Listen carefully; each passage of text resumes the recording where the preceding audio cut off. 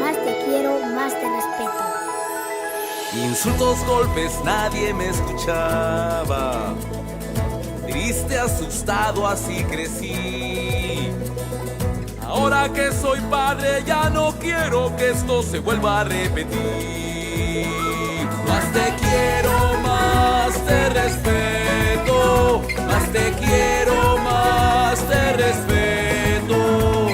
Hasta Wanguna Kuiki, hasta Wangyu Pai Chaiki. Siempre soñé con una familia ejemplar, con un hogar con tranquilidad, donde el cariño fuera habitual, se conversara de los problemas, se comprendiera sin criticar. Voy a decir que la violencia no entrará nunca más.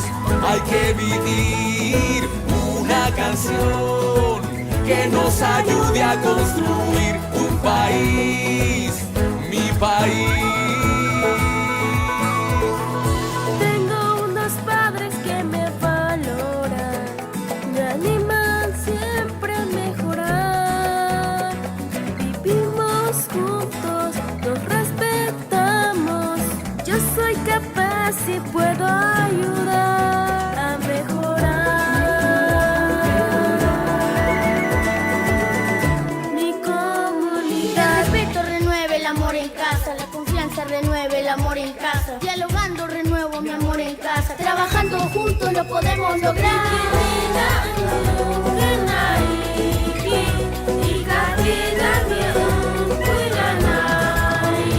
Más te quiero, más te respeto. Más te quiero, más te respeto.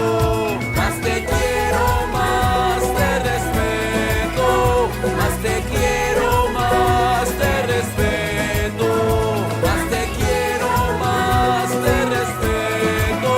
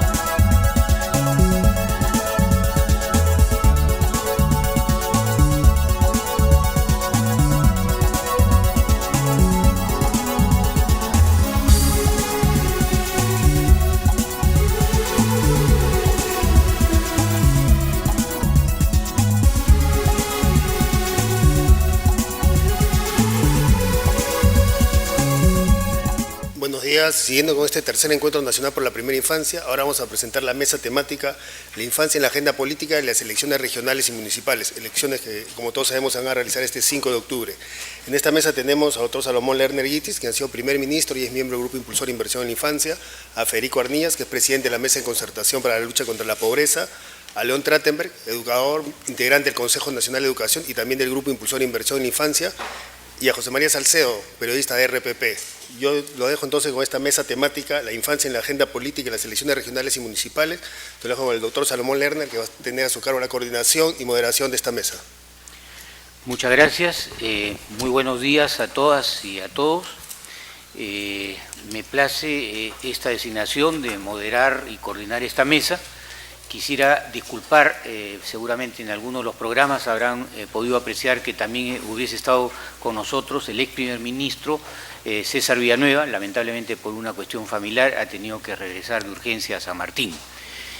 Por lo tanto, vamos a iniciar esta mesa con el tema de la infancia en la agenda política y las elecciones regionales y municipales, a cargo del presidente de la Mesa de Concertación para la Lucha contra la Pobreza, con Federico Arnillas, a quien le dejo la palabra, y la mecánica que vamos a tener es aproximadamente una exposición entre 10 a 15 minutos y luego la intervención de nuestros panelistas también por el mismo tiempo, para luego dar lugar a una intervención de los panelistas y luego a absolver las preguntas que por escrito le hagan llegar a la mesa. Adelante entonces, Federico, con tu intervención. Muchas gracias, Salomón. Empiezo con un saludo para todas y todos, los que están ahora en la sala, pero también los que nos siguen por la televisión. Y por cierto, para los miembros de este panel, para Salomón, para José María, para León. Miren, la infancia buscan permanentemente hacerla invisible. Y no sé qué cosa maravillosa tienen las niñas, niños que buscan hacerse presentes. Yo creo que esa es una característica clave en el debate sobre la política pública y la infancia. Es una tensión entre hacerse presentes en la escena de la política y ser escondidos por la manera en la cual se buscan tomar las decisiones o se buscan construir las agendas. Entonces creo que hay que mirar el asunto desde esta perspectiva más bien dinámica entre visibilizar y esconder. Dicen que el que no llora no mama, ¿no es cierto? No hay nada más cercano probablemente a una agenda de la infancia.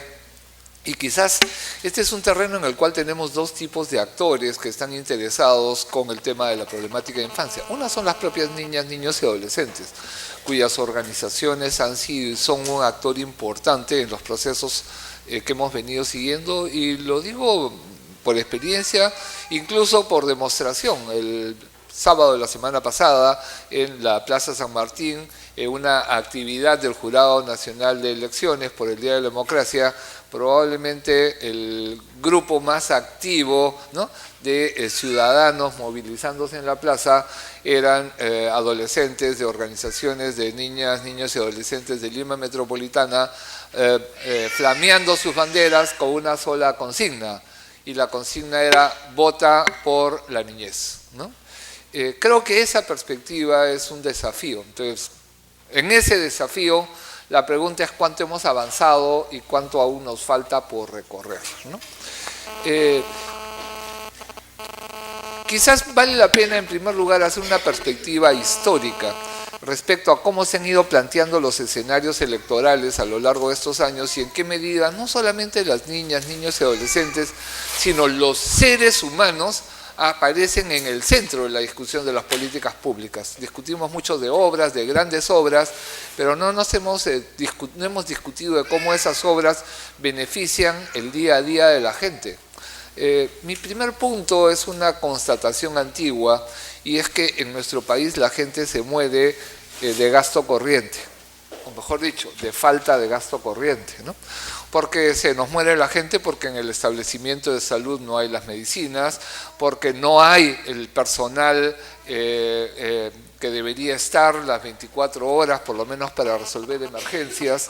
Entonces, tenemos un Estado que está ausente en buena parte del territorio nacional en la prestación de los servicios de los que depende la calidad de vida de la gente o el desarrollo pleno de sus capacidades. Tenemos problemas entonces, ¿no?, en educación, en salud.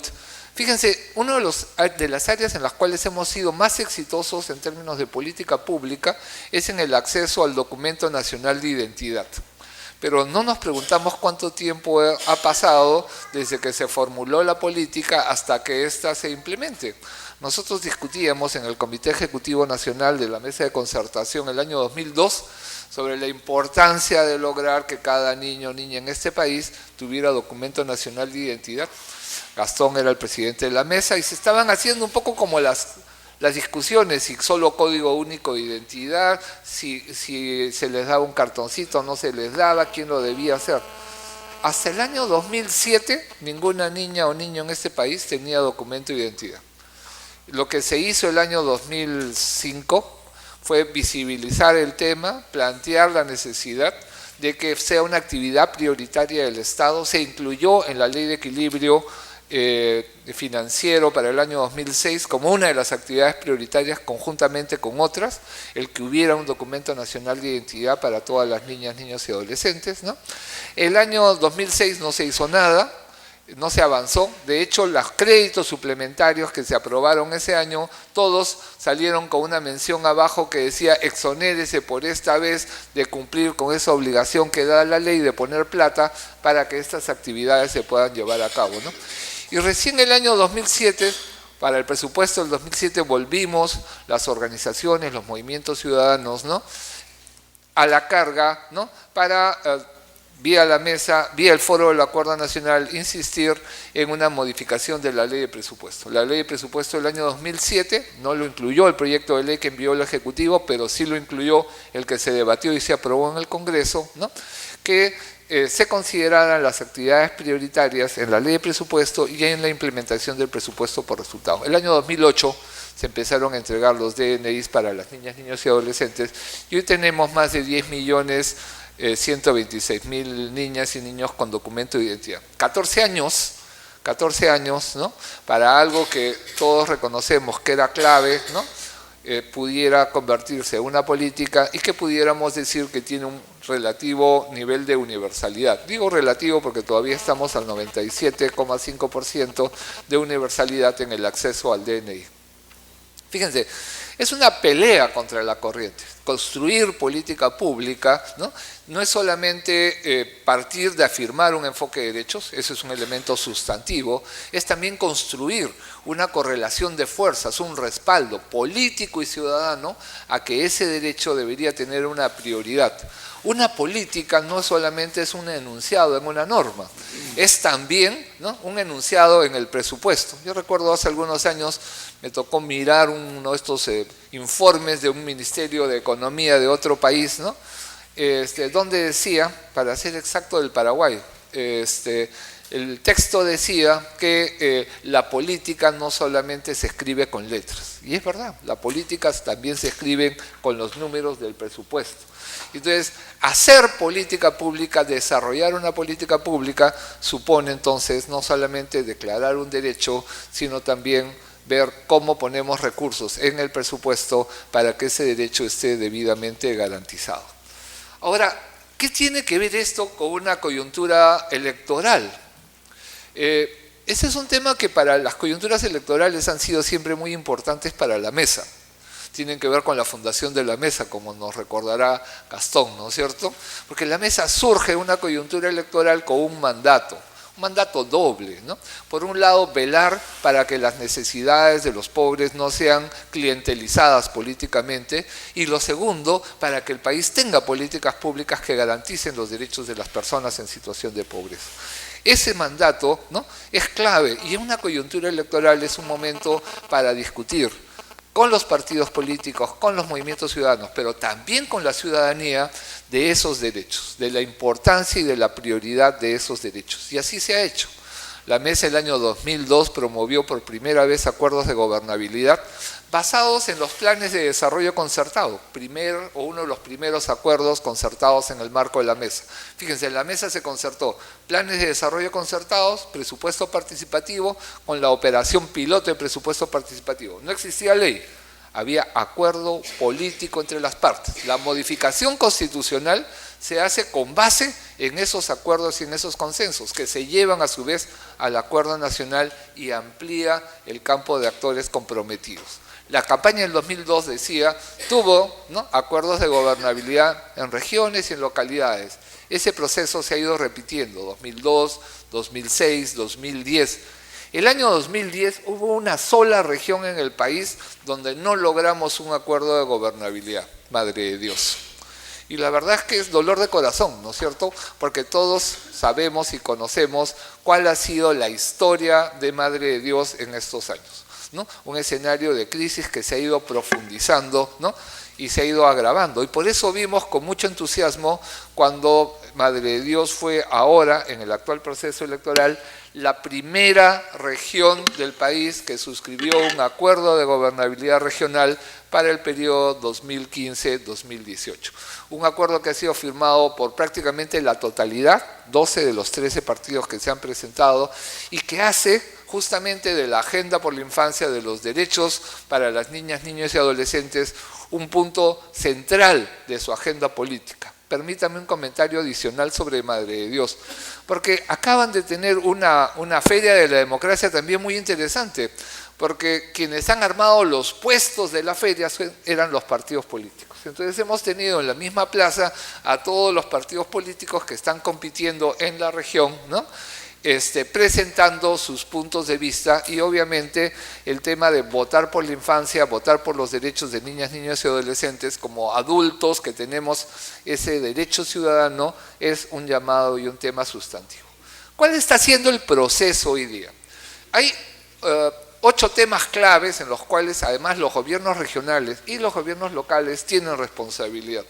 En identidad, no de manera directa, pero sí de manera indirecta, porque los servicios de salud están a cargo en su administración y su gestión de los gobiernos regionales. Entonces, está el tema de la identidad, está el tema de la salud, y dentro de los temas de salud está obviamente 2 muy importantes, el tema de salud materna neonatal y el tema de nutrición de las niñas, niños y adolescentes. Fíjense, hoy día estamos teniendo un problema con el tema de nutrición. La anemia, que es muy sensible a variaciones en el corto plazo, se ha incrementado.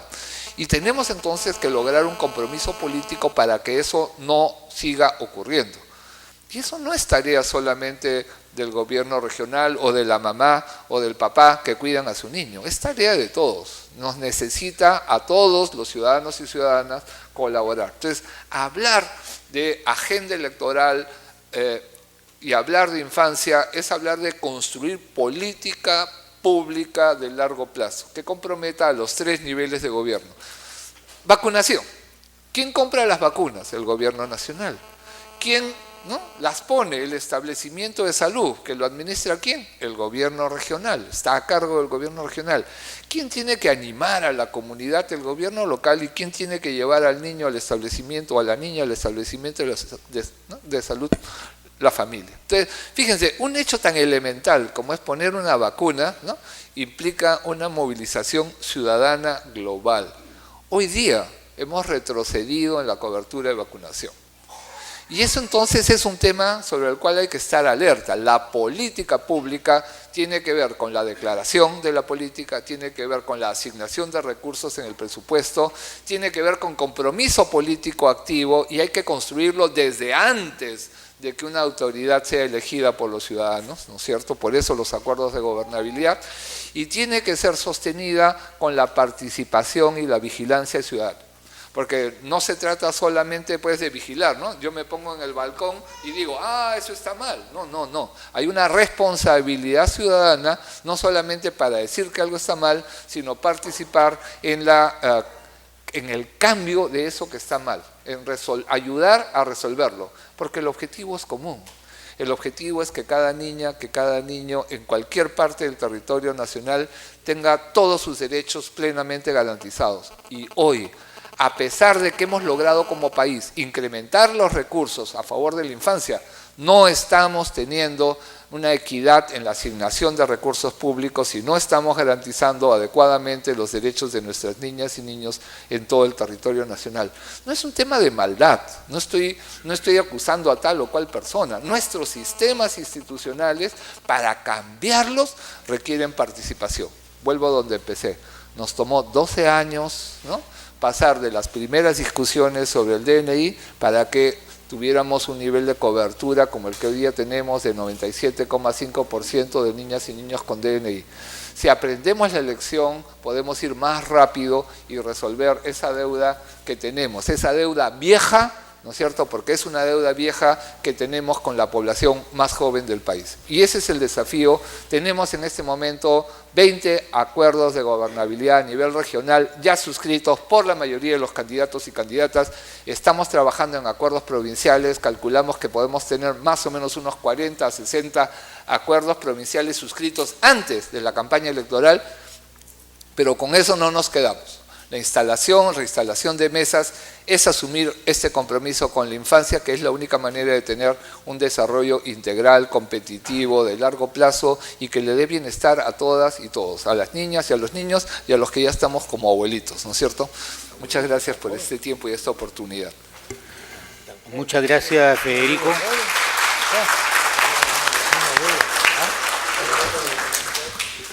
Muy agradecido, Federico. En tan corto tiempo has podido resumir puntos muy importantes. Seguro que también habrán preguntas sobre otras temáticas de este aspecto de la agenda. Entonces dejamos al doctor León Trachtenberg para que nos haga... perdón, a José María Salcedo, discúlpame, a José María Salcedo para que nos haga una presentación de 10 a 12 minutos. Muchas gracias. Espero darles algunas ideas sobre lo que pienso acerca de la relación entre la infancia o el tema de la infancia y los medios de comunicación. En general, el tema de la infancia y los medios de comunicación es complicado porque los niños de 5 años para abajo no leen periódicos, no escuchan radio, sí ven un poco de televisión los domingos a las 11 de la mañana en materia de dibujos animados. Entonces, desde el punto de vista del mercado, son un mercado reducido. Por supuesto, lo que se debería responder es, pero los papás no. Los papás sí son consumidores y los papás tienen hijos, etc. Pero, de todas maneras, es una llegada indirecta. En segundo lugar, en general para las personas de 18 para abajo, para los niños en su primera infancia y en otras etapas. La última noticia importante sobre la materia es que hay un escandalete porque hay unas chiquillas en Corazón Serrano que son menores de edad, están cantando, trabajando de noche a altas horas de la madrugada en lugares que quizás no son lo más recomendable para un niño. Claro, yo ayer comentaba esta noticia, es una noticia absolutamente fascinante desde el punto de vista periodístico, interviene un montón de gente, intervienen abogados laboralistas, interviene por supuesto en primer lugar la ministra de la Mujer y el Desarrollo Social. Pero la paradoja es que estamos preocupados por el caso de estas dos chicas en un país donde hay casi 2 millones de menores trabajadores, que son parte estructural de nuestra sociedad y que son algo que ya no es noticia. ¿Por qué? Porque es algo que evidentemente ocurre todos los días en nuestras narices. ¿Qué nos interesa? ¿Qué les interesa a los medios? A los medios les interesa evidentemente el caso de las dos chiquitas de Corazón Serrano. ¿Por qué? Porque son personas de carne y hueso, porque tiene todo el morbo de la prisión del marido, del viudo, de la lideresa de este grupo. Entonces esto tiene una serie de ingredientes y además nos permite decir, un poco cínicamente, por favor, nos estamos ocupando del caso de los menores de edad y de las menores. Estamos velando por su bienestar no solamente físico, sino ético, moral y todo lo demás, porque hay regulaciones, estarían violando la empresa que contrata a estas chicas ciertas regulaciones del trabajo de los menores en nuestro país, ¿no? Porque tiene que haber trabajos que no sean nocturnos, que no sean en ambiente moralmente peligroso, digamos, moralmente en riesgo, y en este caso, como hay trago, Y como hay fiestas y como hay todas estas cosas, podría ser el caso. Y llamo la atención que aparentemente para llegar a los medios, el tratamiento del tema de los niños y el tema de la infancia tiene que orillar el tema del sensacionalismo, el escándalo y todo esto. Y que a veces no está presente en la agenda de los medios. En las elecciones, por ejemplo, como las que tenemos ahora, los periodistas no solemos preguntar por estos temas. Lo paradójico es que los periodistas a los candidatos no les solemos preguntar los temas importantes, les solemos preguntar los temas accesorios, que son los que salen en primera plana. Y uno de los temas importantes sobre los que no preguntamos es el tema de la infancia. Básicamente, entre otras razones, porque los niños no votan.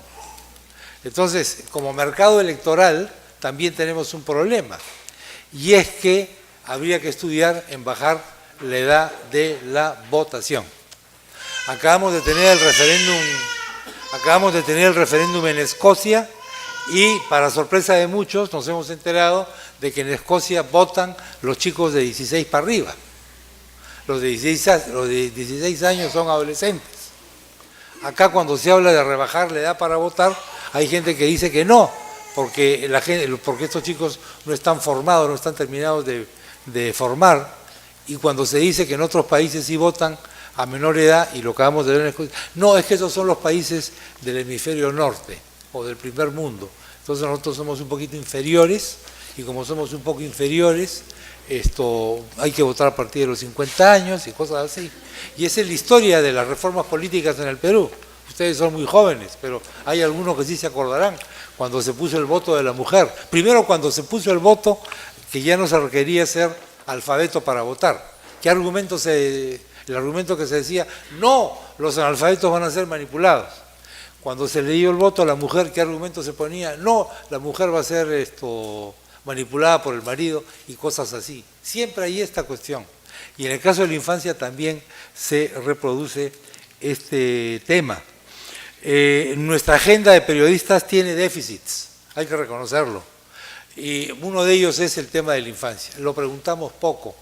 Le decimos poco a los candidatos, por ejemplo, señor, ¿usted sabe cuántos niños trabajadores hay en el Perú? Señor, ¿usted sabe qué parte del presupuesto de la República se invierte en promover la infancia? Ese tipo de preguntas no las hacemos. Eso es una autocrítica, porque yo tampoco las hago. Es la verdad.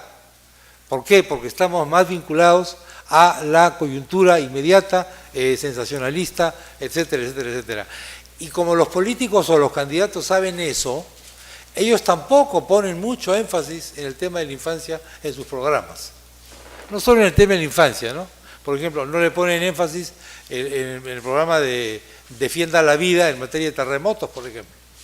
Ahora que estamos en elecciones municipales, de los municipios depende las licencias de construcción y depende las zonificaciones y una serie de cosas. Y sabemos que un gran porcentaje de la población peruana vive en lugares donde no se podría vivir, no se debería vivir, porque son lugares de riesgo. Enfrentar ese problema es muy complicado, porque eso podría significar enajenarse la voluntad de las personas que están habitando ilegalmente territorios que no son aptos para la construcción. Y ahí viene el problema de los políticos. Lo mismo está ocurriendo también con la infancia. ¿Qué deberíamos hacer? Deberíamos, de alguna manera, pienso yo, y ustedes lo hacen en gran parte, bastante bien, sensibilizar a los periodistas en estos temas, para que por lo menos cuando un periodista no hace las preguntas adecuadas al candidato de turno sobre la infancia y otras cosas, se sienta un poco mal. Es decir, tenga un poco de vergüenza. Sienta que no está cumpliendo su misión de informar o de preguntarle a la gente por la que vamos a votar qué diablos va a hacer con estos temas. Porque en los demás temas todo el mundo está más o menos de acuerdo. El otro día se produjo el debate técnico sobre los candidatos a las elecciones municipales por Lima. Son 13 listas las que compiten. Y la verdad, entre los técnicos no había muchas discrepancias. Si uno se pone a analizar, cuando comienzas a aterrizar y ver cuáles son los problemas prácticos, las discrepancias ya son menores. Pero el debate técnico tiene mucho menos sex appeal periodístico que el escándalo, las cosas que tienen que ver con las diatribas que se intercambian los políticos entre sí. ¿Qué hacer? Bueno, sensibilizar a los periodistas, los dueños de los medios sobre todo, que se preocupen más del tema y que a los candidatos en elecciones les pregunten esos temas, el tema de la infancia, por ejemplo, ahora que no se está preguntando una vez más. Hay una famosa película de François Truffaut, el gran director de cine francés, que se llama La piel dura. La piel dura es una película sobre niños en un colegio. Se descubre que a un chico lo están encerrando, le están pegando, etcétera. Rescatan a ese chico. La escena final de la película es el maestro de todos ellos, los está despidiendo porque termina el año escolar, se van de vacaciones y ya ellos van a ingresar a los liceos, a otros colegios, etcétera. El profesor le dice: niños, nadie los va a defender si ustedes no se defienden a sí mismos. No confíen en nadie más que en ustedes mismos para defenderse y para que sean respetados y para que no se produzcan los casos como este chiquito encerrado y pegado por unos padres crueles, ¿no? De alguna manera estamos en una coyuntura en la que habría que decir eso también. Ahora no somos capaces nosotros los mayores en los medios, en la política y todo, de defender los derechos de los niños. Esa es la pregunta que les dejo. Muchas gracias.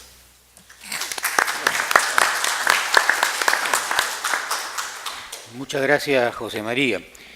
Quisiera invitar a escribir sus preguntas a quienes en este momento estamos participando en esta reunión. Igualmente estamos transmitiendo por internet en Sagalú TV y también estamos listos a recibir sus comentarios a través de la web.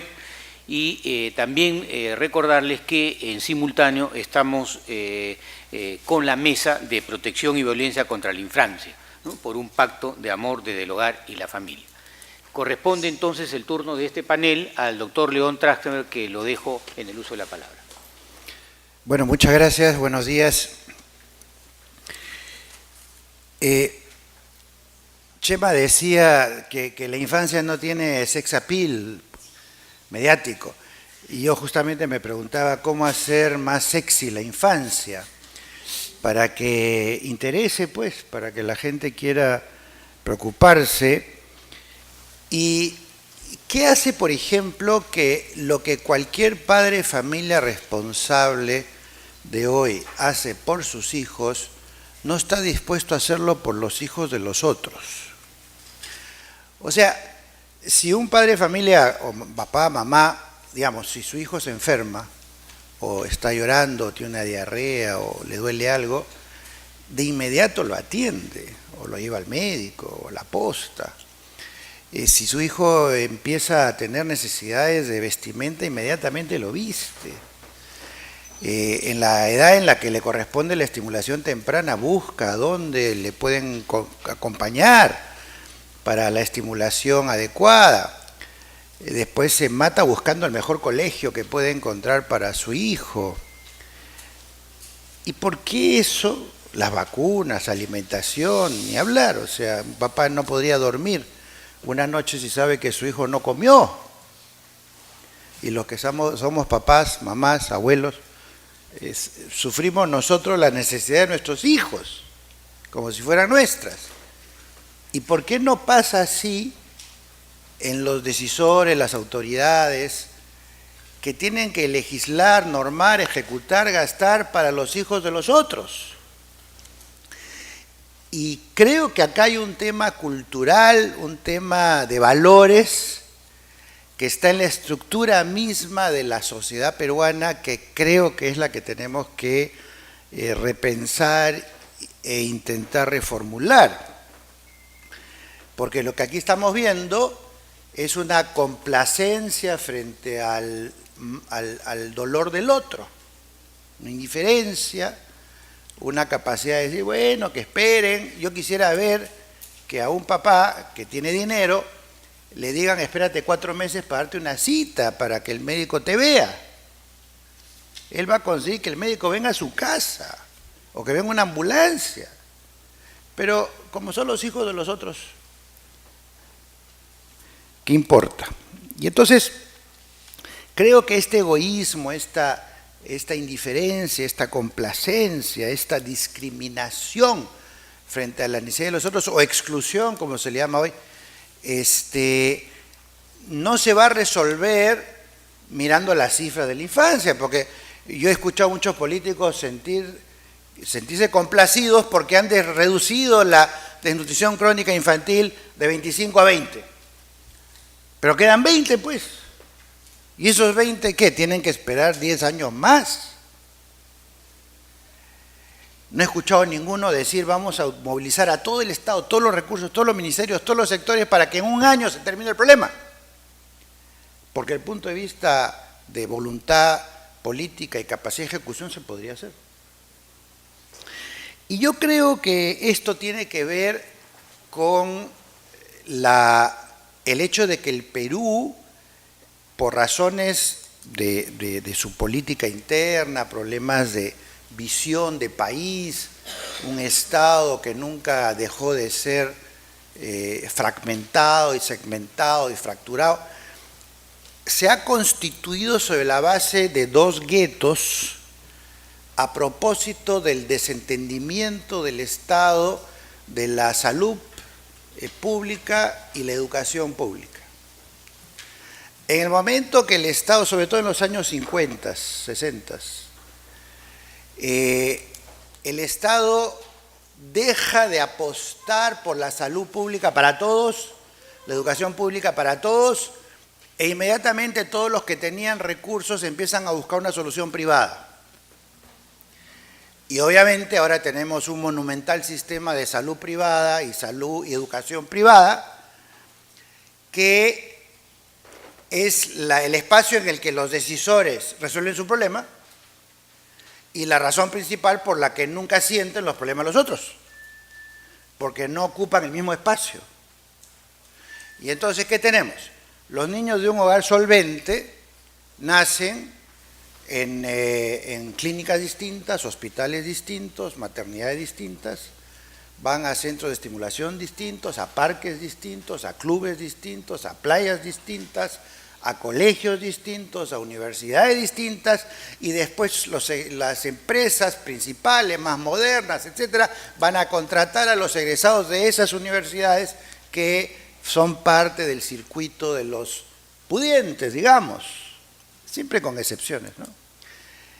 Está el otro circuito, el circuito de los que tienen que conformarse con lo que queda o con lo que hay, que nacen como pueden, se alimentan como pueden, van a la posta médica si es que hay, si se enferman, si sobreviven, entonces están lesionados, van a la inicial, no hay para todos, primaria, la calidad, y secundaria, la calidad de la escuela pública en general la conocen, el egresado, tanto por razones económicas como por la falta de formación, tiene que seguir por la universidad o el instituto que es, digamos, de un nivel menor, y a la hora de egresar, claro, tiene el mismo diploma, el diploma dice ingeniero, dice sociólogo, dice arquitecto, pero ese diploma solamente vale en la medida de que alguien le dé valor, y los empleadores le dan valor distinto al diploma que viene de acá y al diploma que viene de allá. Es decir, tenemos los dos circuitos que funcionan en paralelo sin encontrarse. Y cuando nos encontramos los peruanos, antes por lo menos, todavía había la universidad como un espacio de encuentro plural de todos con todos. Ahora ya ni siquiera eso, ni siquiera los clubes, o sea, ni los parques. ¿A dónde? ¿A dónde nos encontramos? Entonces, hay peruanos que pueden vivir toda su vida dentro de un sector socioeconómico, cultural, etcétera, que nunca se conecta para nada con el otro, y entonces no siente al otro. Los de uno no sienten al otro y los del otro no sienten al uno, entonces no comparten el destino de un país y las necesidades comunes, no sienten unos a los otros, y por lo tanto los problemas de los otros no son mis problemas. Y si los problemas de los otros no son mis problemas, vamos a tener crónicamente instalada esta situación en la que los excluidos están condenados a ser excluidos y los incluidos tienen el privilegio de ser incluidos. Es decir, hay en la estructura misma de nuestra sociedad cosas no resueltas, porque el Estado no apostó por la educación pública y por la salud pública de calidad, y se los dice alguien que ha trabajado buena parte de su vida en el sector privado. Pero que me importa la educación pública porque entiendo estas cosas que están en juego, que tienen que ver con nuestra sociedad, nuestro país, y no solo la capacidad de resolver nuestros problemas personales, porque eso tiene que ver con nuestro egoísmo natural, por supuesto, y nuestro instinto de conservación. Y por si fuera poco, ¿qué se les enseña en la escuela a los chicos? A competir, a diferenciarse, a jerarquizarse y a que unos son buenos y otros son malos, tanto en la pública como en la privada. Uno es la meritocracia, digamos, y los otros son los abandonados. Y si ustedes analizan cualquier colegio privado, no cualquiera, pero una buena parte, van a encontrar jerarquías adentro, donde unos son los discriminados y los otros los discriminadores. Unos son los candidatos a terapia y los otros son candidatos a los premios. Todo el tiempo jerarquizamos, todo el tiempo segmentamos, todo el tiempo maltratamos a la infancia, inclusive aquella que no tiene el problema de desnutrición y el problema de falta de salud, pero que sí tiene el problema de una inadecuada posibilidad de crecer feliz, digamos, por decirlo en términos un poco pintorescos. Entonces, yo creo que la responsabilidad de los gobernantes, y ahora estamos hablando de elecciones municipales y regionales, tiene que ver, primero, por generar espacios de encuentro. ¿Dónde se van a encontrar los jóvenes para que se conozcan todos? Para que sientan unos las necesidades de los otros. Creo que hay que generar espacios de encuentro. En segundo lugar, me parece que hay que garantizarle a aquellas entidades que estén bajo el mandato, digamos, del alcalde o del presidente regional, una intensa preocupación por lo público, por la educación, la salud y todo lo que tenga que ver con la infancia, para ir ofreciendo una posibilidad más equitativa con respecto al resto. El tercero es la necesidad de una autoridad supramunicipal al lado del alcalde que reporte semanalmente los temas de infancia, si es posible en cabildos públicos o en audiencias públicas, que digan qué han hecho esta semana, qué problemas han resuelto y cuántos se han ido acercando a las metas previstas. Y yo le agregaría a eso voluntarios que tengan el tiempo, el deseo de colaborar, que se hagan cargo de manzanas o grupos de manzanas y de todos los niños de esas manzanas y asegurarse que se está chequeando uno por uno. Cada niño tiene nombre y apellido, hay que tener a alguien que sea su padrino. ¿Y por qué una autoridad de ese nivel? Porque las que hay hoy día no funcionan y las que habían abandonado a los niños. ¿Se acuerdan una época que las primeras damas se ocupaban de la infancia? Ya no, pues. Pilar Norris se fue a ocuparse en las cocinas en la sierra, indirectamente la infancia, pero no había una madrina de la infancia. Elian Carp, los pueblos indígenas, mucho mérito y todo lo demás, pero ¿y la infancia? Ahora Nadine Heredia da vueltas haciendo mil cosas, ¿y la infancia? ¿Quién es el padrino de la infancia o la madrina de la infancia en el Perú? No hay.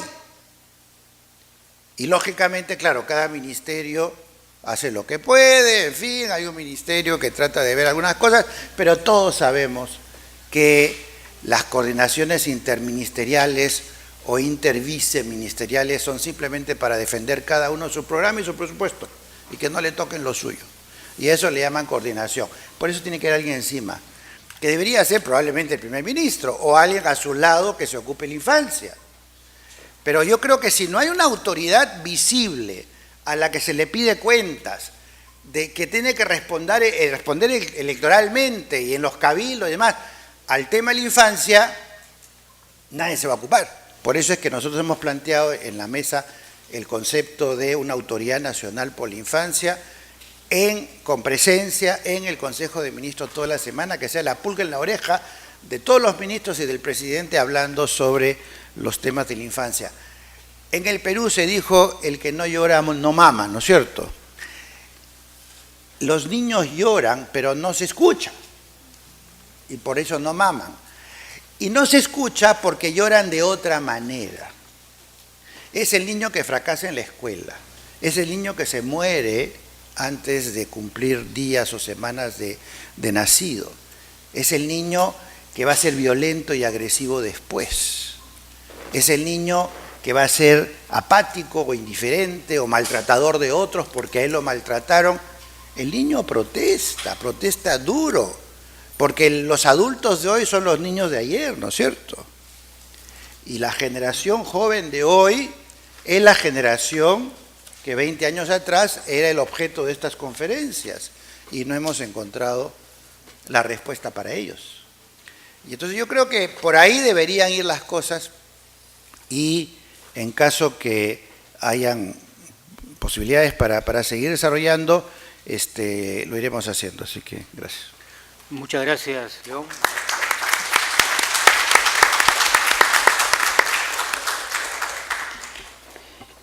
Hemos recibido algunas preguntas que he tratado de seleccionar para los panelistas. No sé si quisiera alguna pequeña intervención entre el panel para darnos cuenta de dónde estamos. Lo dejaría primero a Fico. Tengo una pregunta que en alguna medida me lleva a recoger puntos planteados por Chema en su intervención, ¿no? Y es el rol que tienen los medios en la construcción, de un lado, de imágenes y de prácticas de otro, ¿no? Y por tanto también de maneras de gobernar. Fíjense, los medios nos dan imágenes de nosotros, ¿no? Y en alguna medida van influyendo en la conducta del ciudadano, del niño, de la mujer, del hombre, del político. Y este tema que comentaba Chema, porque la otra noticia de estos días sobre niños eran los 3 chiquillos que fueron capturados, ¿no es cierto?, llevando armas que iban a ser usadas para un ajusticiamiento, un acto de sicariato. Y entonces la otra imagen que hay en los medios es que los adolescentes son un peligro, ¿no?, y que hay que meterlos presos lo antes posible.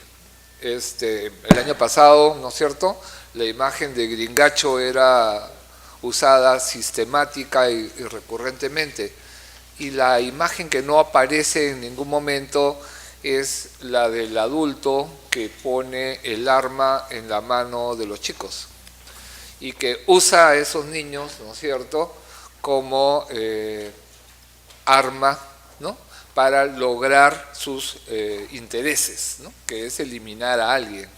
Fíjense, la atención es puesta en el niño o en el adolescente y no es puesta en ese mundo adulto que está generando, reproduciendo y utilizando a la infancia, ¿no?, en función de sus propios intereses de lucro, de trata, de explotación o de arma para asesinar al contrincante.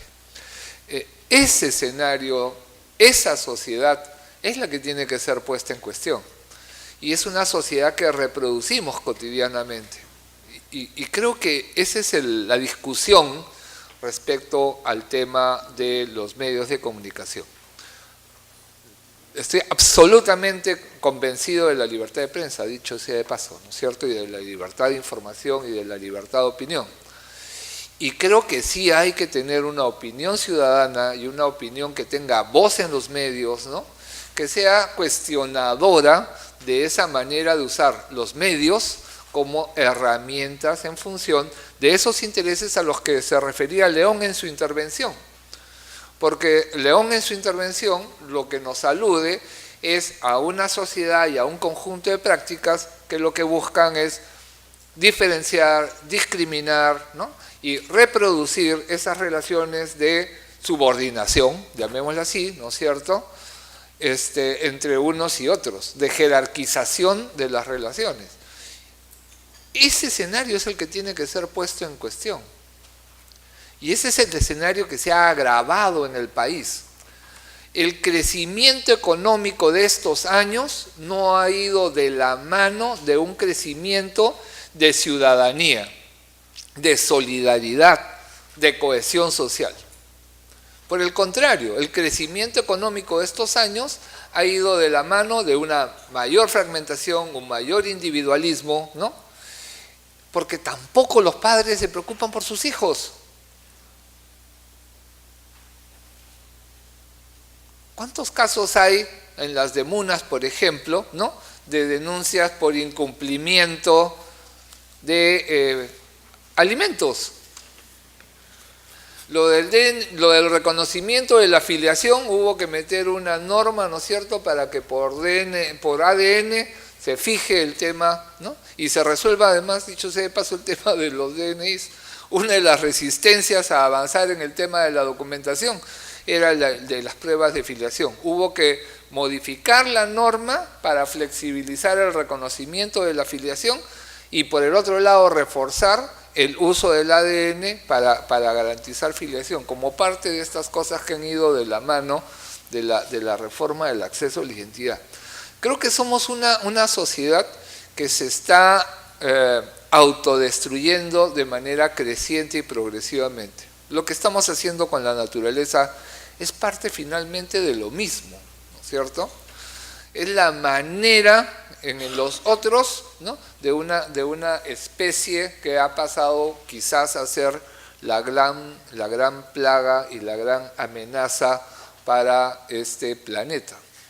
Entonces, creo que ahí hay que ponernos en otro plano, ¿no? Creo que hay que revisar éticamente, ¿no?, lo que estamos haciendo como país, como sociedad, ¿no? Los indicadores de anomia son altísimos, ¿no? El parricidio, por ejemplo, que es un tema que levantan los medios también, lo que nos está diciendo, ¿no?, es que somos una sociedad que está teniendo problemas de conformación sustantiva. Entonces, esos son puntos que hay que traer a la agenda pública. Fíjense, los episodios de violencia se producen en las parejas en los 3 a 4 primeros años de vida en el 60% de los casos. Es decir, cuando las niñas y niños son más pequeños. La cantidad de casos en los cuales las niñas o niños pequeños son testigos de esos episodios de violencia familiar son altísimos. O sea, lo que estamos entregando en la casa, ¿no?, es violencia. Lo que estamos entregando en los medios es violencia. Lo que producimos en la escuela son relaciones de violencia y de fuerza como mecanismo de administrar las situaciones.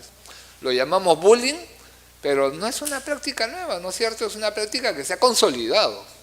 Entonces, el maestro o la maestra que debe ser un garante de los chicos aparece como violador.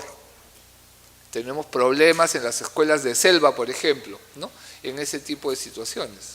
Entonces, creo que ese es un tema que tiene que ser puesto en el centro de la discusión y tenemos que hacer de eso el eje de la política pública. Y creo que la discusión de fondo es justamente el tema que ha planteado León. Es una sociedad que reproduce relaciones de fuerza y de discriminación, que las relaciones entre las personas tienen que ser basadas en relaciones de fuerza. Cuando hablamos de género, cuando hablamos de relaciones de generación, estamos poniendo en discusión esos temas, ¿no es cierto? Pero no lo estamos haciendo con la radicalidad que se requiere para lograr algo que creo que es un derecho. Pequeña discrepancia con León, ¿no? Yo sí creo que todos los seres humanos tenemos el derecho a ser felices, pero no a costa de los otros. Y creo que ese es el elemento sustantivo. ¿Cómo podemos organizar una sociedad donde el derecho a la felicidad no sea algo en los sueños bonitos, sino sea una experiencia cotidiana? Que la convivencia no sea un tema, ¿no?, de relaciones de fuerza, de dominación, de meter el carro, de meter una cachetada, de pisar al que se puede, ¿no es cierto? O de el robo ocasional, bueno, pues ya se le cayó, me la llevo, ¿no? Esas cosas que están marcando el hoy del Perú, a eso hay que ponerle pare. Y una forma de ponerle pare es velar por los derechos de las niñas y adolescentes. Si se aprende buen trato, ¿no?, se da buen trato. Si se reconoce las buenas prácticas, ¿no es cierto?, se valoran. Si aprendemos a decir gracias, ¿no es cierto?, vamos a recibir servicios de mejor calidad. Esa relación humana es la que hay que construir. Y eso es el corazón de una nueva política pública que necesitamos como país. No basta con el crecimiento económico. Quitémonos ese espejo. No es que no sea necesario, por favor, no estoy diciendo eso. Es que solo mirar el crecimiento económico no está dándole la felicidad a este país. Gracias, Federico.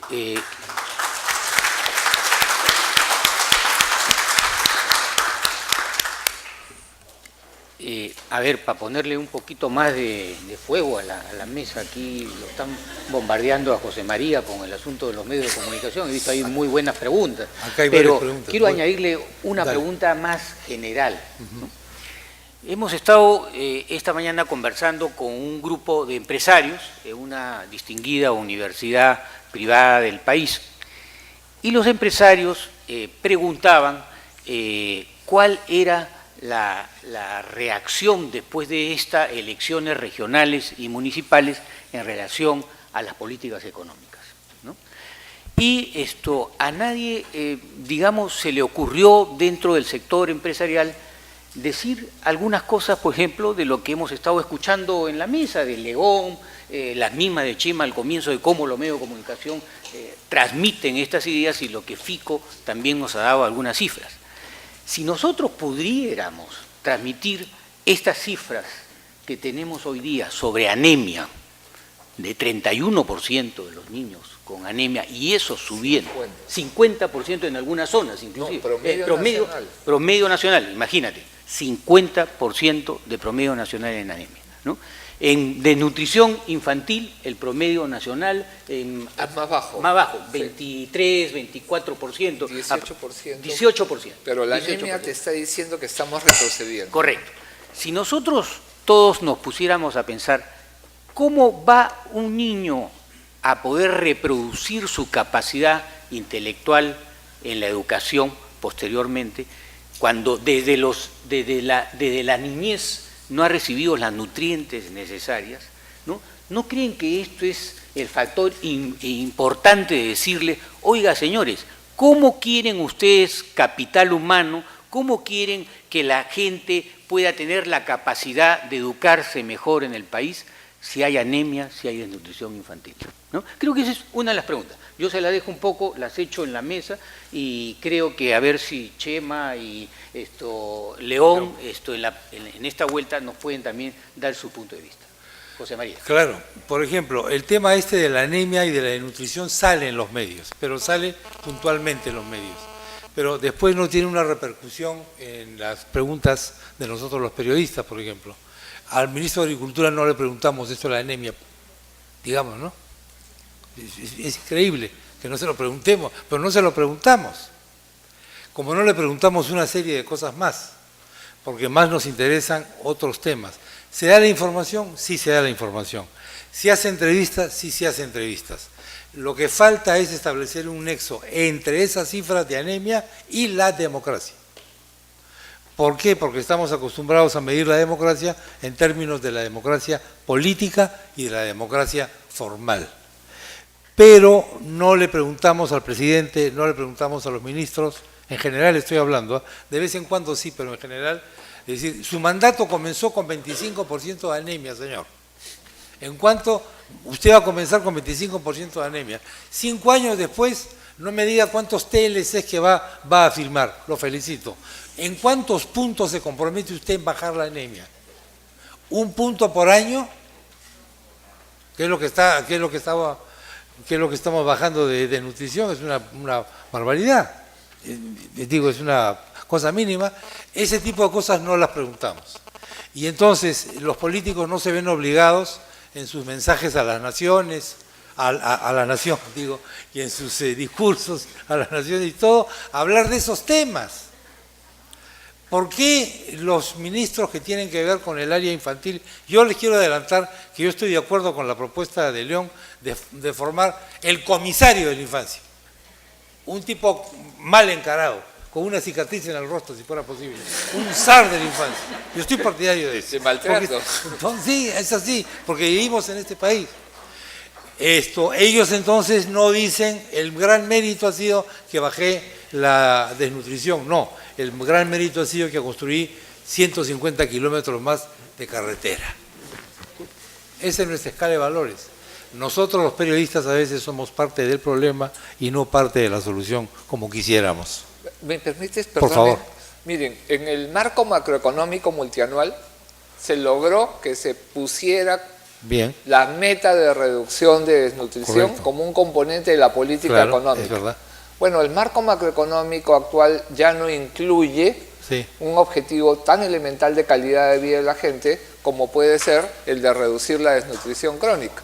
Nos hemos quedado con 4 indicadores macroeconómicos, ¿no es cierto? Sí. Pero ¿qué relación hay entre ese indicador macroeconómico y la calidad de vida de la gente? Ha desaparecido. O sea, el marco macroeconómico de hoy día ha retrocedido respecto a lo que en un determinado momento se logró, donde además habían problemas de empleo, de trabajo infantil, etcétera, ¿no? Por ejemplo, acá hay una pregunta que me dice que es un poco que está abundando de esto. ¿Qué proponen para incorporar el tema de la primera infancia si la televisión se enfoca más en Comunicore y el Corredor Azul? Efectivamente, pues. Efectivamente, es verdad. ¿No? Entre otras preguntas. ¿Cómo deberíamos sensibilizar a los periodistas en temas de infancia?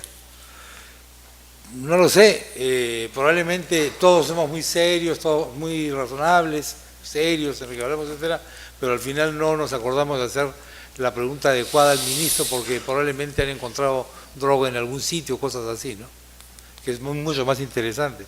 La única forma es que ustedes tienen que armarse de valor y de tener paciencia. En el Perú, señores, las cosas se sacan a pulso. Hay que ser terco, hay que ser a veces antipático. No hay que ser muchas veces tan amable. Hay que decirle a los periodistas, te chupaste, no le preguntaste tal cosa sobre la infancia a pesar de que tú te habías comprometido. Tiene que haber un compromiso por la infancia por la prensa también, ¿eh? Por cierto, dicho sea de paso. Y firmada por dueños de medios de comunicación, por jefes, por editores y por los periodistas de a pie como el que habla. Ahora, nosotros ahí, le digo, les prevengo contra nuestras argucias. Nuestras argucias consisten en lo siguiente: disculpe hermanito, le quería hacer la pregunta, pero no tuve tiempo porque entraba la tanda comercial.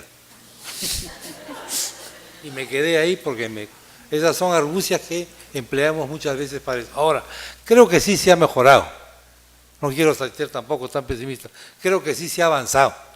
El hecho de que estemos conversando acá creo que es una prueba. Esto además ustedes ya lo vienen haciendo hace varios años. Invitan a mucha gente de prensa, creo que la han sensibilizado, creo que en esto hemos mejorado en el Perú. Todo lo que debiéramos, por supuesto que no. Bueno, hay otras preguntas que tienen que ver sobre la TV y la infancia, por ejemplo. En fin, no quiero entrar aquí al tema de los horarios, ¿cómo se llaman estos horarios que hay? ¿No? Existen todavía esos horarios, ¿no? A las 3 de la mañana. Ah, como los programas culturales de las 3:30 de la mañana, muy buenos, muy buenos. ¿Qué más le podemos pedir a los medios de comunicación? Otro que dice, más allá de la autocrítica, este me está disparando directamente, más allá de la autocrítica, ahora, en este próximo debate de los candidatos, ¿va a hacer las preguntas referidas a la infancia? Bueno, quiero explicar lo siguiente. Estos debates... No hay tanta comercial de Chema. No, sí hay no, tanta ahora. No, ahora no. Estos debates en los que yo soy algunas veces, son absolutamente, en muchos casos son absolutamente reglamentados por parte de los propios partidos políticos. O sea, los partidos que intervienen están cuidando su electorado, ¿no? Por ejemplo, al que va primero no le conviene hablar nunca. ¿Por qué no le conviene hablar nunca? Porque cualquier cosa que diga lo va a hacer bajar, ya no puede subir más. Entonces, ahí viene otro problema. El problema ético, el problema principista es no hablo porque no quiero, pues, y punto. Los otros creen que teniendo 3% en las encuestas tienen derecho a estar en el programa también como si fuesen los candidatos punteros. Tampoco es así. Pero a lo que voy es a lo siguiente. Cuando se hacen los reglamentos para establecer cómo es la mecánica de los debates, los partidos a través de sus representantes cuidan todos los detalles. ¿Por qué? Para no decir más de lo debido, para que la Cámara no enfoque a un candidato en un momento inadecuado, por ejemplo, está sacando un pañuelo para sacarse el sudor y cosas así. Todo está absolutamente regimentado y reglamentado. Entonces es difícil que ellos se pongan de acuerdo para tratar este tema, me da la impresión, es difícil, porque no es un tema, como digo, que tenga pues mucho sex appeal, y porque los niños no votan, en fin, bla, bla, bla, todo lo que les he dicho anteriormente. Ahí hay que sensibilizar también a quién. Primero a la prensa, por supuesto, pero segundo también a los organismos que organizan los debates, que son el Jurado Nacional de Elecciones y otros, tanto públicos como privados, para que les digan, todos van a tener participación, pero vamos a poner una pequeña condición. Hay ciertos temas que son inevitables, y cómo hacemos para que ese tema esté en esa agenda, ¿no? Esa sería la única cosa que se me ocurre decir. Bueno, después hay varias preguntas más que tienen que ver con el rol de la prensa. ¿Por qué no se le ha invitado al señor Belmont? Me dicen, ¿no? Escapa eso a mi conocimiento. Y entre otras, hay una persona que dice, es un presidente de una ludoteca, y habla de la violencia familiar en las comunidades campesinas de los pueblos andinos y pone como ejemplo la provincia de Ollón. La provincia de Ollón no es Marte, la provincia de Ollón está acá nomás. Pero ese apartheid al que se refería León incluye un apartheid también geográfico.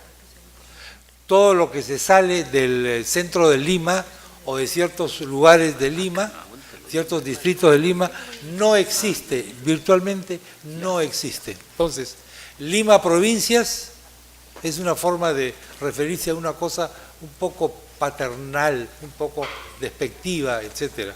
Nos olvidamos de que hay elecciones regionales de Lima también y de que a veces nosotros a ese tipo de provincias no le damos la importancia debida. Gracias por sus preguntas, perdón por las evasivas. Gracias, Chema. Bueno, le damos entonces la palabra.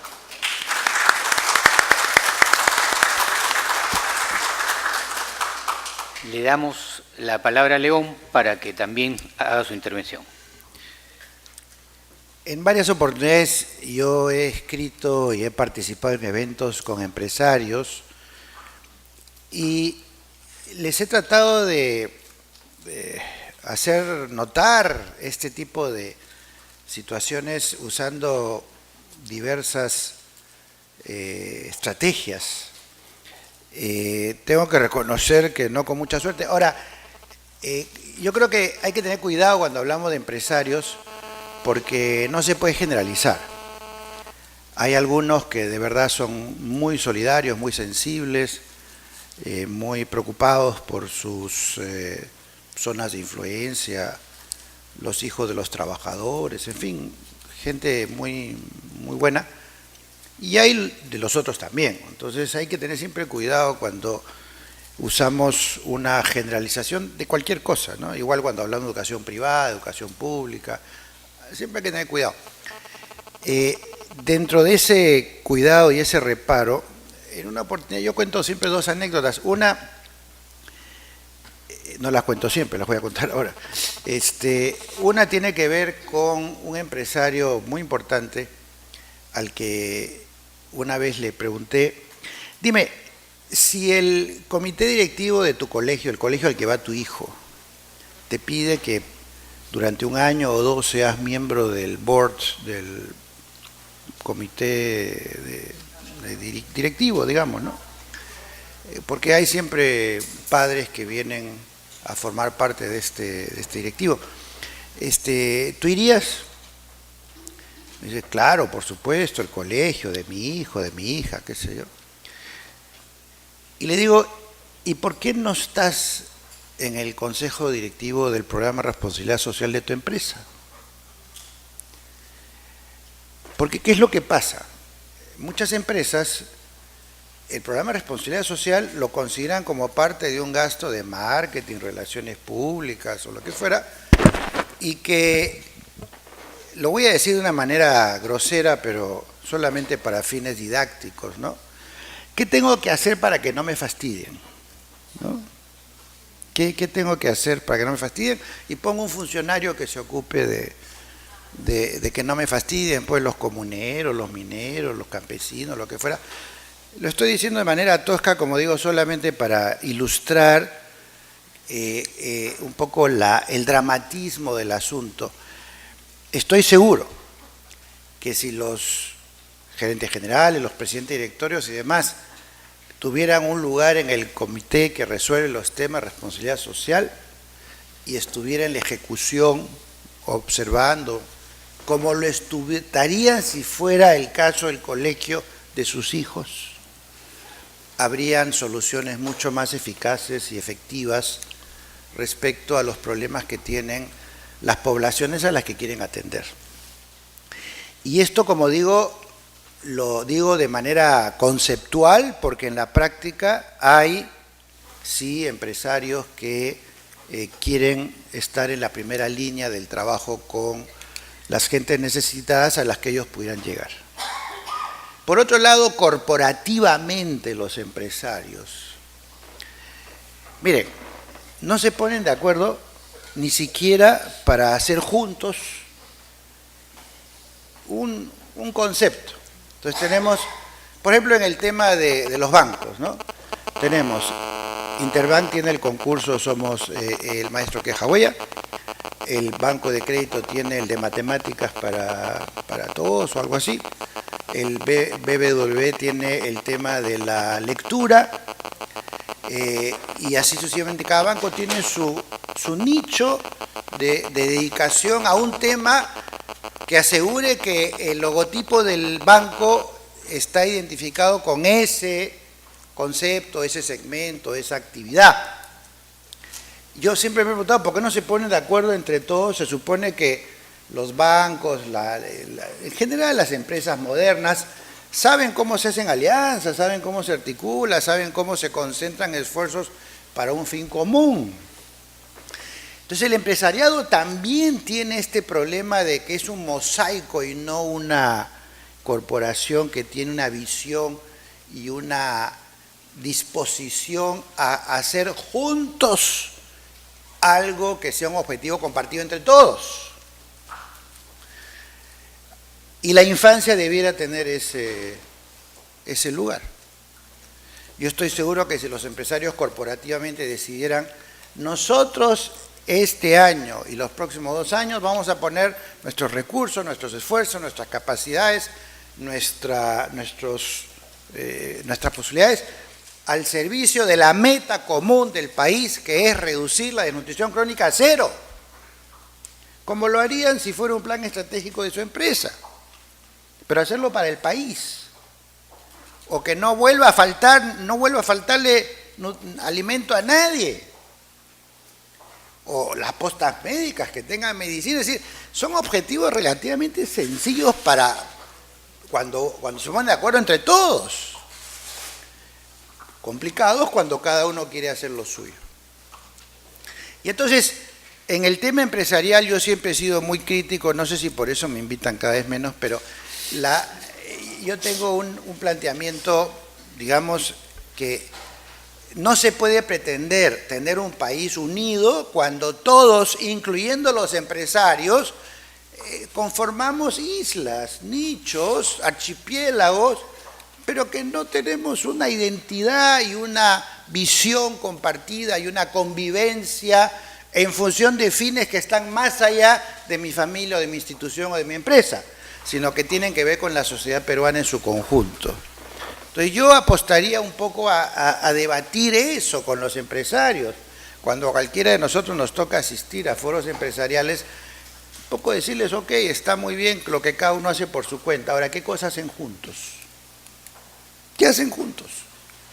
Que no puede hacer cada uno por su cuenta, pero sí pueden hacer si están juntos. Después hay un par de preguntas con respecto a... Hay una pregunta que me parece curiosa, que me pregunta si alguien que no se ocupó de la niñez o la infancia puede hablar del tema, ¿no es cierto? Bueno, no sé si se referían a mí o genéricamente, porque Yo me he pasado toda la vida en el tema, pero...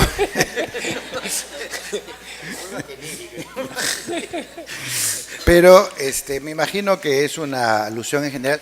Mire, yo les diría lo siguiente. Ahora tenemos la oportunidad de elegir alcaldes y gobernantes regionales y más adelante congresistas y presidente de la República,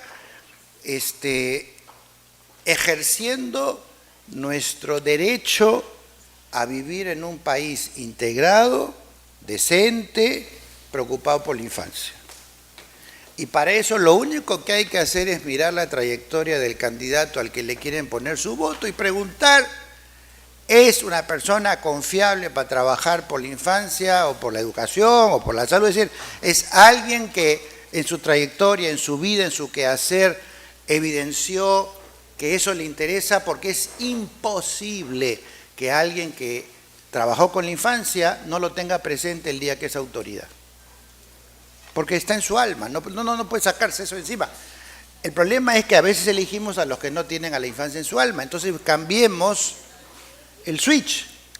Y entonces en lugar de decir, bueno, voy a elegir al que, aunque robe, hace obra, o voy a elegir al que mejor canta una ranchera, o voy a elegir al que se pone el poncho más colorido, o voy a elegir al que le habla con más groserías al público, para hacer notar que es macho o lo que fuera, ¿por qué no decimos, a mí no me importa lo que digan en la plaza o lo que fuera, a mí lo que me importa, quiero ver su trayectoria, qué cosa ha hecho?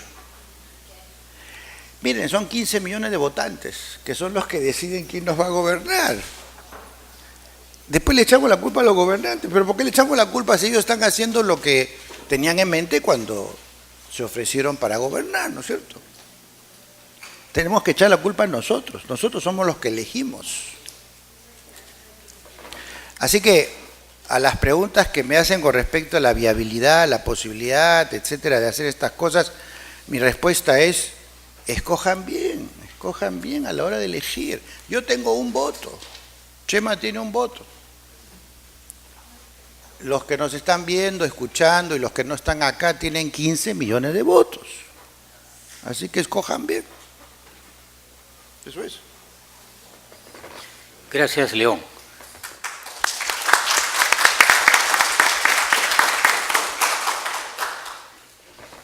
Fico ahora va a tratar de dar respuesta a las preguntas que son muy intensas, así que lo dejamos a Federico. Retomo el punto donde ha dejado León su intervención. Cada uno de nosotros tiene un voto y tenemos una responsabilidad a la hora de ejercer ese voto. Y lo que estamos invitando a cada uno y a cada una es a votar por la niñez, es a mirar esas propuestas, esos programas, ¿no? Y elegir a aquellos candidatos, aquellas candidatas que tengan más claro un compromiso por la infancia y un compromiso, no solamente para hacer lo que está en su plan de gobierno, sino de ser posible ir más allá de su oferta electoral. Pero lo segundo que hay que hacer es que la historia no se termine el 5 de octubre cuando uno pone el voto. Por ese es el otro tema, ¿no es cierto? Vamos, votamos y después nos dedicamos a criticar, ¿no? Al que gobernó porque no hace las cosas. Y la pregunta es, ¿y dónde está nuestra participación ciudadana? Fíjense, una cosa que nosotros constatamos es que hay un retroceso, hay un repliegue de participación ciudadana. Y creo que es urgente hacer un llamado a cada uno, ¿no?, a participar activamente. Al empresario, al padre, a la madre de familia, al profesional, al joven, al deportista. Cada uno de nosotros no solo tiene un voto una vez cada 4, cada 5 años. Tiene todos los días del año para ejercer acción ciudadana. Y creo que ese es un elemento sustantivo. Y eso tiene que ver con algunas de las preguntas que me han planteado. El problema del presupuesto. Miren, el presupuesto participativo, han recortado el derecho en el presupuesto participativo, pero la ciudadanía no se está movilizando para reivindicar el derecho, ¿no?, plenamente. Es un mandato constitucional, pero no estamos ejerciendo una demanda para que se deroguen las modificaciones que recortaron el derecho en el proceso de presupuesto participativo, para ser agentes participantes, para velar porque aquello que se acuerda en el presupuesto participativo sea efectivamente a favor de la infancia, que además es a favor de todos, seamos claros, ¿no es cierto? Si un parque es seguro para los niños, lo es seguro para los abuelitos. Si tenemos un establecimiento de salud que puede atender una emergencia o una primera voz de alerta para un niño o una niña, lo es para cualquier persona. Entonces, presupuesto participativo es algo que no hay que renunciar. Eso de que no me dejan participar, no nos van a dejar participar, pues. Una cosa es el poder, ¿no? Una de las cosas que tiene es que se envicia, ¿no? El poder envicia. Y el presupuesto participativo es una herramienta de democratización del poder. Y entonces hay que participar, porque si no va a seguir pasando lo que está pasando hoy día. Me parece que es un elemento clave. Y eso va de la mano del otro paquete de preguntas que tienen que ver con el presupuesto por resultados. Mire, el presupuesto por resultados es una herramienta ciudadana que es muy importante usarla. Y un elemento clave para usar esa herramienta es perderle miedo, ¿no?, al usar la información para visibilizar los problemas. El presupuesto por resultados hoy día nos ha permitido y nos permite, ¿no?, poner estas cosas que hemos estado comentando. La plata era la principal restricción que hemos tenido hace 10 años. Con el presupuesto por resultados, esa restricción ha disminuido. No es un problema hoy día de plata, es un problema de gestión de esa plata.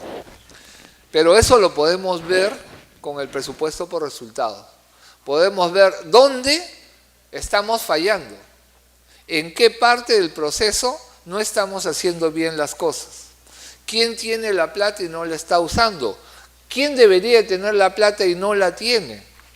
¿O qué proceso administrativo hay que resolver? Se habla mucho de la tramitología, ¿no es cierto?, para el sector privado. La verdad es que el problema es la tramitología para garantizar servicios para la gente. Y creo que ahí tenemos un desafío de vigilancia ciudadana, o mejor aún, lo que nosotros promovemos desde la mesa, que es lo que llamamos el seguimiento concertado. Y es que el funcionario público que se siente seriamente responsable por resolver un problema y el ciudadano organizado que está comprometido con que ese problema se resuelva, nos sentemos juntos en la misma mesa y miremos qué cosas está fallando. ¿Qué está fallando en el gobierno nacional, en el gobierno regional, en el local? ¿Qué está fallando en el ciudadano, ¿no?, que no está haciendo también su parte de la tarea? Si no tenemos las vacunas, ya sabemos dónde está la falla, en el gobierno nacional. Pero si está la vacuna en el establecimiento y uno no está llevando al niño, ya sabemos dónde está la falla, ¿no es cierto? Entonces, ese mirar juntos el problema es un elemento clave para el presupuesto por resultados. Los resultados no vienen de la plata, vienen de la acción de la gente con esos recursos. Y no es solamente el funcionario público, sino la ciudadanía activa, organizada, participando, y no solamente yendo a votar un día. Creo que ese es el llamado clave en este momento. Votemos por la infancia y trabajemos después, día a día, para que esos derechos sean plenamente garantizados. Gracias, Federico.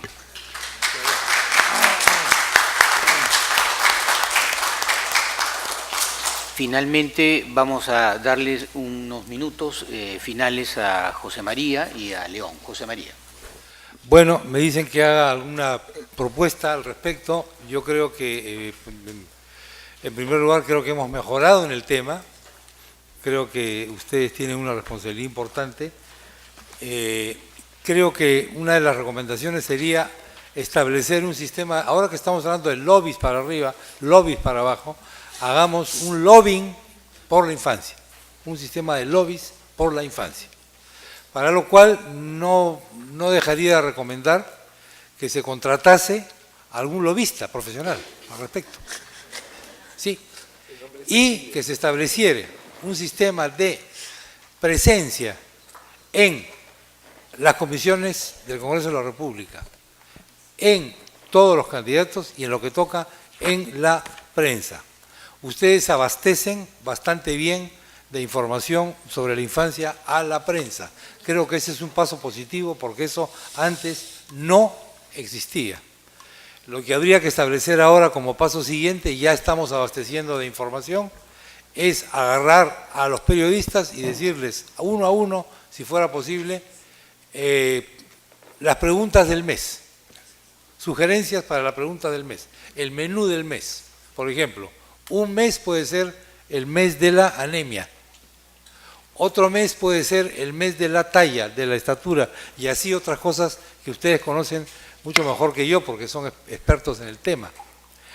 Y entonces establecer este sistema de lobbying que tenga que ver con la clase política, pero que tenga que ver también con la clase periodística y con los medios de comunicación. Les quiero decir que ningún medio de comunicación se va a negar a esto porque quedaría pues pésimo, ¿no?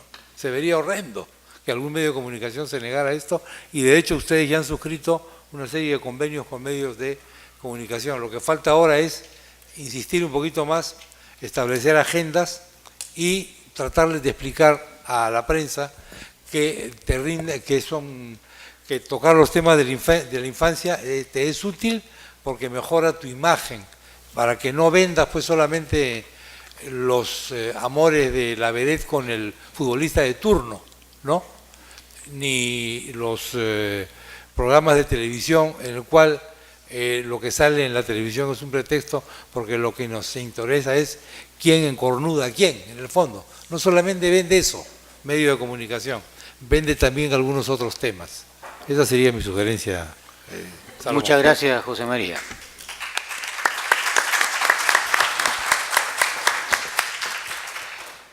Tratando de resumir las propuestas principales, la primera, tiene que haber alguien que apadrine el tema de infancia. Si no hay una figura visible, un líder con nombre y apellido, con oficina, con cargo, al lado del alcalde o al lado del gobernante regional, no funciona. Y esta persona tiene que rendir cuentas cada semana o cada quincena de qué cosa se ha hecho, qué se logró, qué está en camino, en fin, de manera de que haya una presión porque se cumplan las metas, los objetivos. Y una persona que está expuesta a la censura pública si es que no cumple con su función. Ese es digamos, un asunto que en cualquier reforma, en cualquier iniciativa, si no hay una cabeza visible y la responsabilidad está repartida entre muchos, en última instancia, ¿quién responde? Tiene que haber alguien que en última instancia responde por eso. En segundo lugar, dicho sea de paso, se puede usar el infobarómetro para tener toda la información de todos los distritos en los cuales se puede controlar los indicadores principales de infancia. En segundo lugar, yo estoy convencido que los espacios de encuentro entre las gentes que tienen situaciones económicas distintas, culturales distintas, de salud distintas, acercan a la gente, contagian sentimientos. Y en ese sentido, hay una institución que a mí me parece fascinante, que es la del ADAINEN, no sé si conocen, el Comité de Damas de Neoplásicas. Es un comité que tiene 800 señoras, hasta donde yo sabía por lo menos, voluntarias, que destinan algunas a tiempo completo, si tienen la capacidad, digamos, de disponer del tiempo, otras por días, por horas, por semanas, en función de sus trabajos, para asumir tareas específicas de voluntariado para atender niños, jóvenes, adultos que tienen cáncer, buscar las medicinas, entretener a los niños cuando están en las camas en los hospitales, celebrarles sus cumpleaños, hacerles la vida, en fin, todo campañas, por supuesto, de recolección de fondos. ¿Qué pasaría si tuviéramos una red de voluntarios de esa naturaleza en cada distrito, o por lo menos en los distritos que se atrevan a proponer algo así, y asegurarse que hay un voluntario por cada 2, 4, 5 manzanas, dependiendo de la distribución geográfica, etcétera, que vela por los niños de esa zona a la que semana a semana va a visitar. Si tienen colegio, si no tienen colegio, si están en la guardería, perdón, los más chiquitos en la guardería, los que van a la base, una cuna o la posta médica, si hay medicina, no hay medicina, si están entregando la leche, no están entregando la leche. O sea, alguien que tenga voz, que con la capacidad de traer a esta autoridad de la infancia todas las reclamos y las quejas, las necesidades que van surgiendo en cada uno de los lugares, que así van a tener una especie de padrino o madrina local. Eso funciona muy bien en muchos países donde el voluntariado es parte de la vida habitual de cada persona, que uno dedica un par de horas a colaborar con necesidades de otros. Yo tengo experiencias personales en mi familia de, por ejemplo, mi suegra, que ya tenía más de 80 años, era voluntaria en la posta médica para atender a los ancianos que no veían o no entendían cómo se hace una cola o lo que fuera, entonces las orientaba. Mi mamá es voluntaria en el hospital de neoplásicas, mamá tiene 85 años, y ella lo que hace es recibir a las personas que vienen de fuera de Lima y que no conocen los trámites y les acompaña, les ayuda a llenar los papeles en los cuales hay que hacer trámites. O sea, hay 1000 cosas que se pueden hacer para ayudar si uno quiere ayudar. Y creo que eso acerca a la gente. En tercer lugar, creo que al empresariado en los foros donde nos toque actuar, algunos más, otros menos, tenemos que lanzarle el reto de tomar desafíos colectivos como empresariado en función de un par de metas nacionales, en función de las cuales todos van a converger en sus esfuerzos. Y una de las primeras metas nacionales que yo pondré es la infancia atendida al 100%. No tiene por qué no poder hacerse en el Perú, si es que todos deciden que esta es la meta en la que quieren colaborar.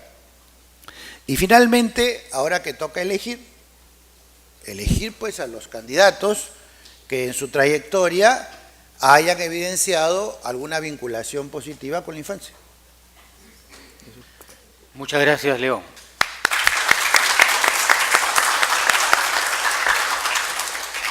Estamos llegando ya a final de esta mesa, este panel. Quiero simplemente recordarles que el Pacto Ciudadana por la Primera Infancia, que ha sido parte importante de inversión en la infancia, justamente destaca algunos temas que ya nuestros panelistas también lo han observado. Desnutrición cero y mortalidad cero como metas. Responsabilidad ciudadana con la primera infancia. Vigilancia ciudadana por la primera infancia. Autoridad responsable de la primera infancia. Primera infancia en los presupuestos. La primera infancia en la agenda electoral. Por ello, Inversión en la Infancia ha preparado para que cualquier ciudadano pueda ingresar a la web nuestra y pueda ver el manual que nosotros hemos preparado para acciones para terminar con la desnutrición y anemia infantil para alcaldes y regidores. Un documento importante, pero un documento importante para cualquier ciudadano, para que sepa qué es la anemia, cómo combatirla, qué es la desnutrición infantil y cómo combatirla y a dónde debe uno acudir cuando se encuentra en problemas. Creo que... Correcto. También sobre las redes de voluntarios que ha explicado León, que todos la vamos a tomar con mucha consideración. Quiero, para finalizar el panel, invitar al padre Gastón Garatea para clausurar este panel. Por favor, padre.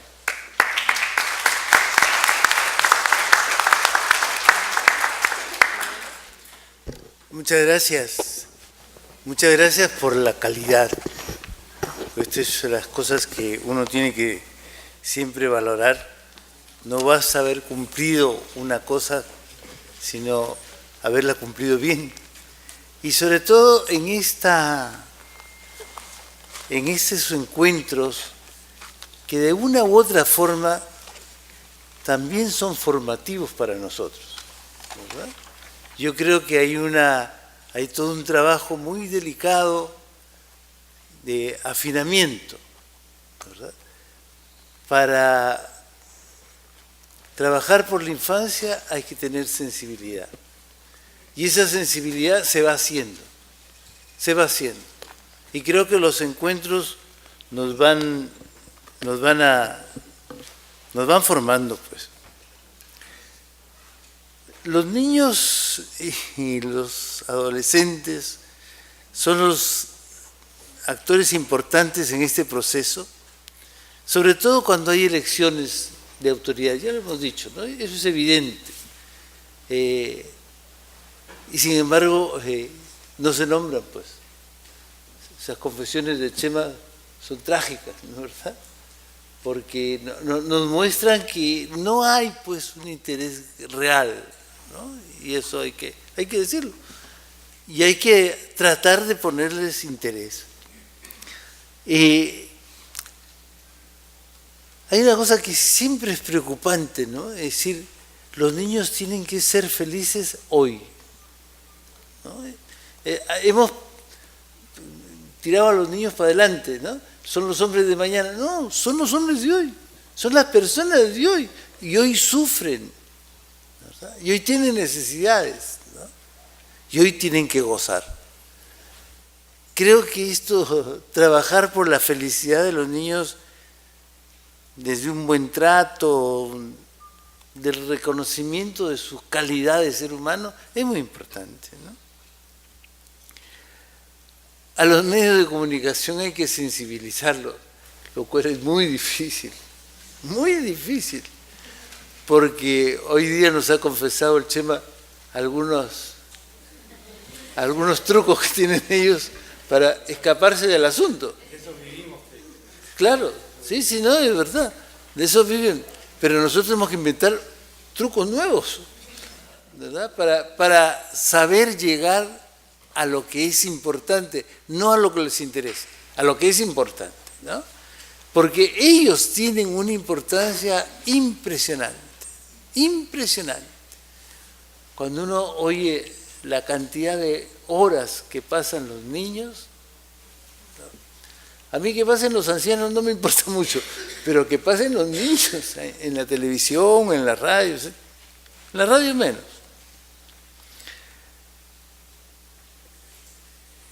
Nos parece importante que el Ejecutivo tome en serio el asunto, ¿no? Que haya alguien que lleve la mano frente a los niños, que sea el gran coordinador, el gran representante, que este tema de la infancia sea una mesa permanente en la que todos podamos participar, pero participar para algo. No para dar discursos, ¿verdad? Para participar para algo que funcione, ¿no? Ojalá lo podamos hacer, y yo, como se ha dicho aquí también, yo soy optimista, ¿no? Porque hemos conseguido cosas. Cuando salió el infobarómetro nos parecía mentira, ¿no? Que pudiéramos decirle, sobre todo en los pueblos chicos, al alcalde: tienes tantos desnutridos, tantos tipos con anemia, y esto lo puedes solucionar tú en tu lugar, ¿no? Y sobre todo en los pueblos alejados esto es muy importante, ¿no? Yo les quiero dar las gracias porque nos han dado de lo bueno que tienen, ¿ya?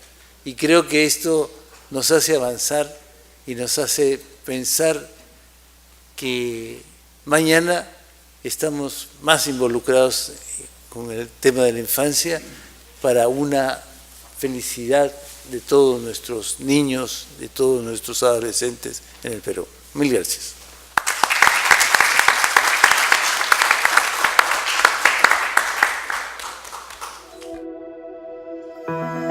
Más te quiero, más te respeto. Insultos, golpes, nadie me escuchaba.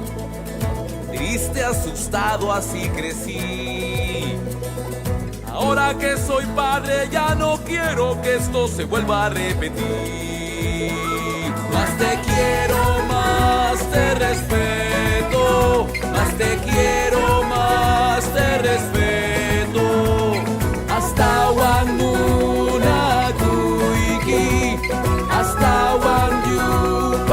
Yaiki. Siempre soñé con una familia ejemplar, con un hogar con tranquilidad, donde el cariño fuera habitual, se conversara de los problemas, se comprendiera sin criticar. Voy a decir que la violencia no entrará nunca más. Hay que vivir una canción que nos ayude a construir un país, mi país. Tengo unos padres que me valoran, me animan siempre a mejorar. Vivimos juntos, nos respetamos. Yo soy capaz y puedo ayudar a mejorar